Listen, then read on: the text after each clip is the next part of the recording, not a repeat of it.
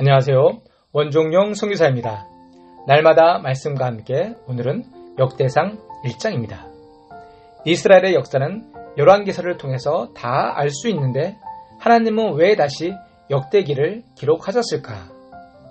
열왕기서는 북방 이스라엘과 남방 유다 두 나라에 대해서 번갈아 기록하면서 나라가 어떻게 이어지는가를 설명하고 있습니다. 그러나 역대기는 남쪽 유다만을 중심으로 기록하고 있습니다. 사무엘서와 역대상은 같은 인물에 대한 두 개의 다른 관점의 기록입니다. 모두 다윗 왕의 통치를 다루지만 사무엘서는 정치적인 면에서 전쟁과 정복을, 역대상은 성전 중심의 예배를 강조합니다. 열왕기서와 역대서가 같은 시대에 대한 두 가지 다른 관점의 기록입니다. 열왕기서는 선지자적인 관점이고 역대기는 세세상적 관점으로 기록되어 있습니다. 열왕기서가 인간이 죄의 연속과 실패에 초점이 맞춰져 있다면 역대기서는 하나님을 예배하는 성전과 하나님의 긍휼하심과 신실하심을 중점적으로 설명하고 있습니다. 또한 열왕기서와 역대기가 서로 달랐던 점은 말씀을 들었던 백성들의 질문이 달랐기 때문입니다. 열왕기서는 남유다 멸망 직후 포로 시대를 살았던 이스라엘 백성들에게 너희의 범죄함으로 인해 하나님께서 심판을 하신 것이고 그것이 너희 민족이 포로로 잡혀온 이유다라고 설명하고 있는 것입니다. 그러나 역대기는 포로 시대 70년 이후 이스라엘로 귀환한 공동체들, 좀 더 늦은 시대에 돌아온 자들, 디아스포라 세대 또는 성전 재건의 세대들입니다. 이들은 포로 생활에 오래 지났기 때문에 자신들의 정체성을 찾아야만 했고 자신들이 누구인지 정확한 뿌리와 어떤 희망과 목표를 가지고 살아야 하는지에 대한 질문을 가지고 있었습니다.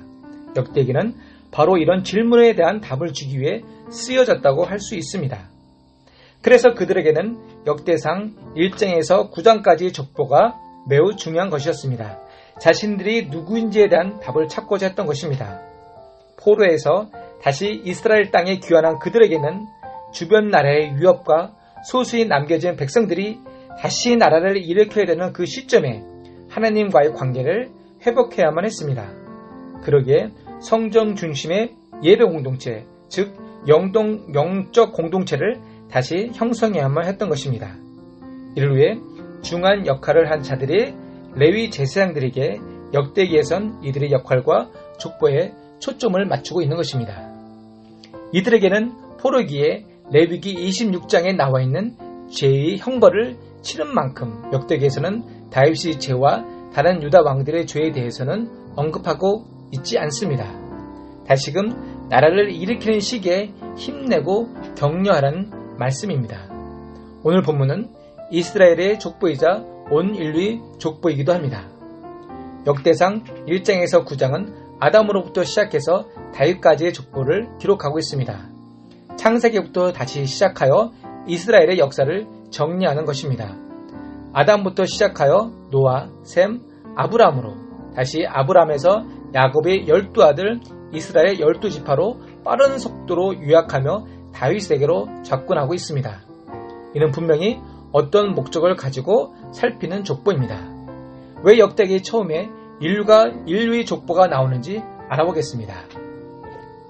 첫째, 오늘 본문은 이스라엘의 역사를 요약하기보다는 다윗의 계보를 기록함으로써 오실 메시아 예수로 향하고 있다는 점입니다. 일반적으로 역대기는 에스라가 기록했다고 추측합니다. 그는 포로에서 돌아온 이스라엘 백성에게 다시금 이스라엘의 역사를 정확하게 살피게 하려고 했습니다. 왜냐하면 그들이 신구약 중간에 암흑 시기를 넘어서 신약 시대의 메시아를 맞이하기 위한 주인공이 되기를 바랐기 때문입니다. 마태복음 1장 1절에 아브라함과 다윗이 자존 예수 그리스도의 계보라 라는 구절에서 역대기가 신약으로 이어지리라는 그 다리 역할을 했다는 것을 우리는 알 수 있습니다. 둘째, 역대기의 저자는 인류의 역사를 이스라엘 역사의 전단계로 제시하고 있습니다. 이스라엘을 세상이 창조될 때 세계 가운데 선택하셨음을 말해주고 있습니다. 즉 하나님께서 이스라엘을 선택하신 목적은 세승을 향해 있다는 것입니다.